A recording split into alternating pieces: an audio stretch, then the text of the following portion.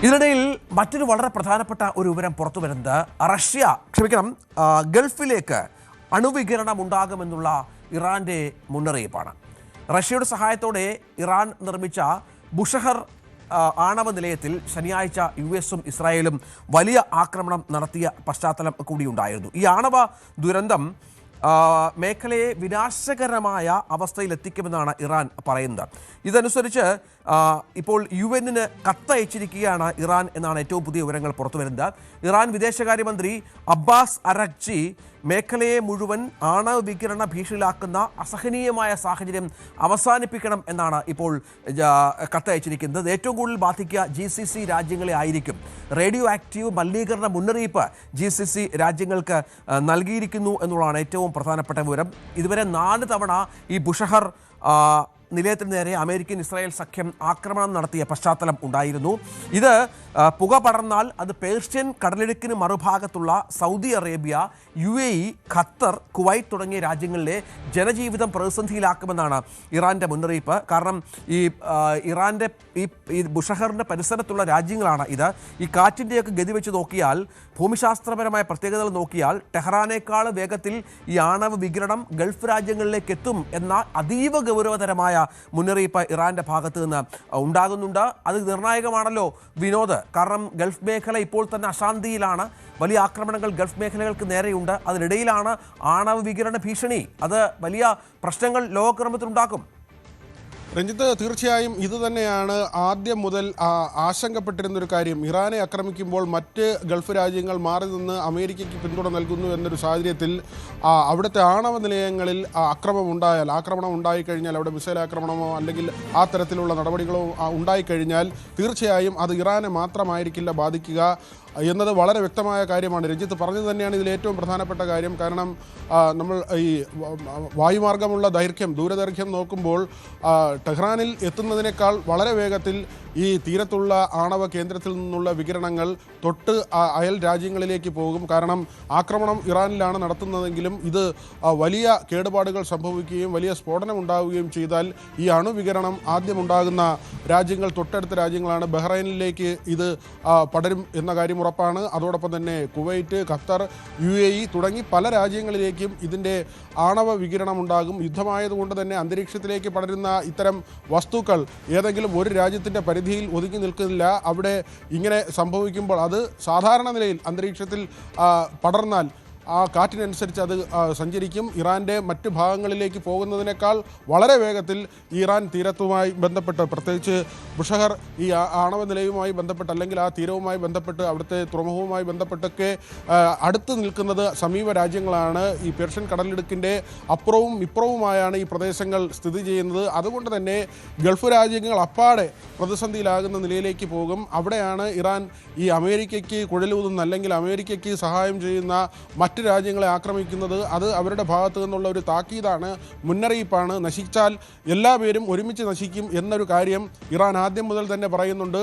അതിലേക്ക് തന്നെയാണ് ഇത് വിരൽ ചൂണ്ടുന്നത്. അമേരിക്കയെ സംബന്ധിച്ച് ഇത് ആശങ്കപ്പെടേണ്ട ഒരു കാര്യമില്ല. ഇസ്രായേലിനെ സംബന്ധിച്ച് ആശങ്കപ്പെടേണ്ട കാര്യമില്ല. അവർക്ക് ഇത്തരം ആണവ കേന്ദ്രങ്ങളിൽ, നമുക്കറിയാം, നഥാൻ ആണവ കേന്ദ്രത്തിൽ ആദ്യത്തെ ആക്രമണം ഉണ്ടാകുന്നു.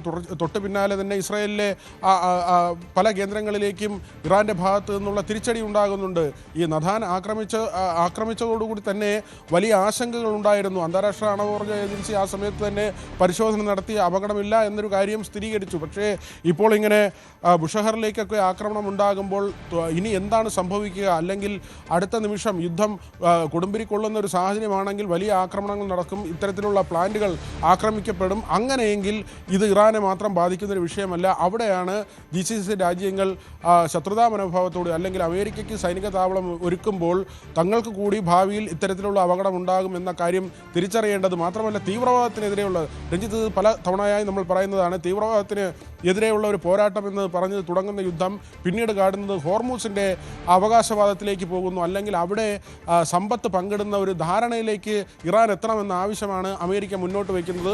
ഹോർമൂസിൻ്റെ നിയന്ത്രണമാണ് ആത്യന്തികമായി ട്രംപ് UAE അടക്കം മുന്നറിയിപ്പുകൾ നൽകിയ പശ്ചാത്തലം വളരെ പ്രധാനപ്പെട്ട ഒന്നാണ്. UAE ഇപ്പോൾ പറഞ്ഞിരിക്കുന്നത് വ്യോമ പ്രതിരോധ സംവിധാനങ്ങൾ പ്രവർത്തിക്കുന്നുണ്ട്. ജനങ്ങൾ ആശങ്കപ്പെടേണ്ട പശ്ചാത്തലമില്ല.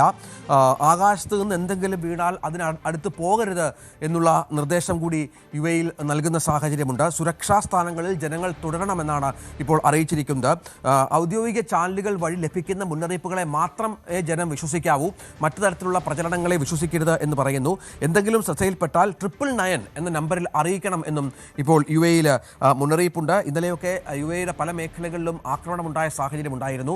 ജനങ്ങൾ ഭീതിയിലുള്ള പശ്ചാത്തലമുണ്ട്. ഇതിനിടയിലാണ് ഈ മുന്നറിയിപ്പ് കൂടി വന്നിരിക്കുന്നത്. ഇത് കഴിഞ്ഞ ദിവസമാണ് 48 മണിക്കൂറിനകം US-മായി സമാധാന കരാർ ഉണ്ടാക്കിയില്ലെങ്കിൽ നരകം പെയ്തിറങ്ങുമെന്ന ട്രംപിൻ്റെ മുന്നറിയിപ്പ് വന്നത്. ഇറാനുള്ള അന്ത്യശാസനം ട്രംപിൻ്റെ അന്ത്യശാസനം നാളെ അവസാനിക്കുന്ന പശ്ചാത്തലം കൂടിയുണ്ട്. ഹോർമുസ് തുറക്കാൻ ഇറാൻ നീട്ടി നൽകിയ സമയപരിധി നാളെ അവസാനിക്കാതിരിക്കുകയാണ് ഈ മുന്നറിയിപ്പുമായി ട്രംപ് വീണ്ടും വന്നിരിക്കുന്നത്. ഇതിനിടയിൽ ഇറാൻ വിടുവിച്ചിട്ട US വിമാനവുമായി ബന്ധപ്പെട്ട് വലിയ നാണക്കേടിൻ്റെ പടുകുഴിയിലാണ് അമേരിക്ക എന്നതിൻ്റെ ഇടയ്ക്കാണ് ഇപ്പോൾ ട്രംപിൻ്റെ മുന്നറിയിപ്പ് വരുന്നത്. അത് വളരെ പ്രധാനപ്പെട്ട ഒന്നാണ്. വീണ്ടും വിനോദ ട്രംപ് ഇത്തരം മുന്നറിയിപ്പുകൾ നൽകി മുന്നോട്ട് പോകുന്ന പശ്ചാത്തലമുണ്ട്. പക്ഷേ നമുക്കറിയാം, ഇതിന് മുൻപും യുദ്ധം നിർത്തും അല്ലെങ്കിൽ വെടിനിർത്തലുണ്ടാകും, ഇറാനെ തീർക്കും എന്നൊക്കെ നിരന്തരമായി പറഞ്ഞുകൊണ്ടിരിക്കുന്ന ഒരു നേതാവ് കൂടിയാണ്. പക്ഷേ അതൊന്നും സാധിക്കാത്ത പശ്ചാത്തലം പ്രധാനമാണ്. രഞ്ജിത്ത്, തീർച്ചയായും 48 മണിക്കൂർ അവസാനിക്കാൻ ഇനി വളരെ കുറച്ച് സമയം മാത്രമേ ഉള്ളൂ. ട്രംപിൻ്റെ അന്ത്യശാസനമാണ് ഈ അന്ത്യശാസനം. രഞ്ജിത്ത് പറഞ്ഞതുപോലെ തന്നെ പല അന്ത്യശാസനങ്ങളായി.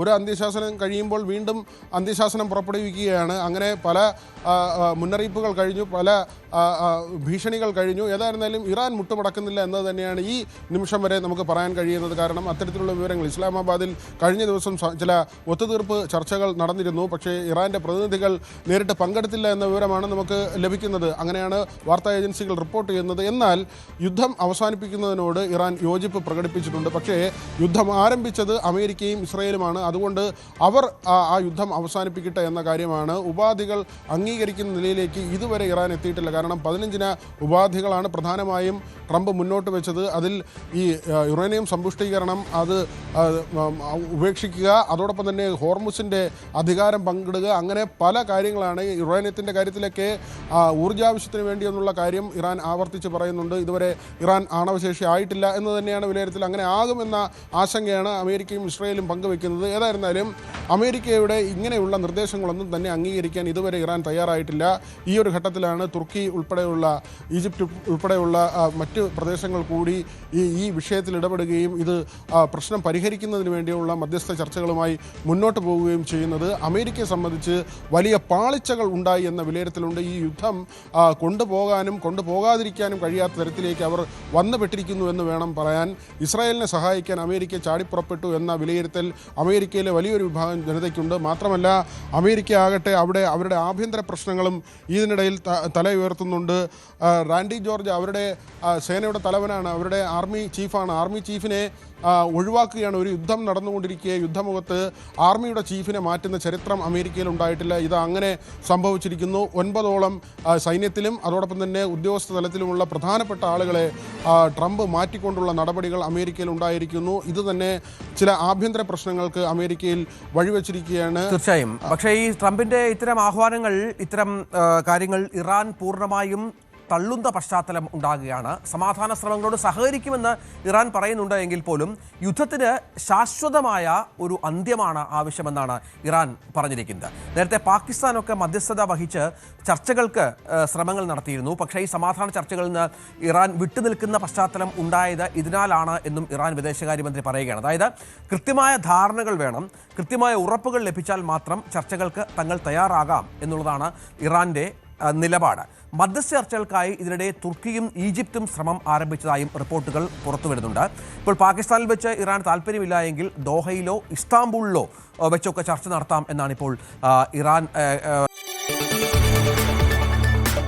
കൂടുതൽ വാർത്തകൾക്ക് News 18 Keralam YouTube channel subscribe ചെയ്യുക.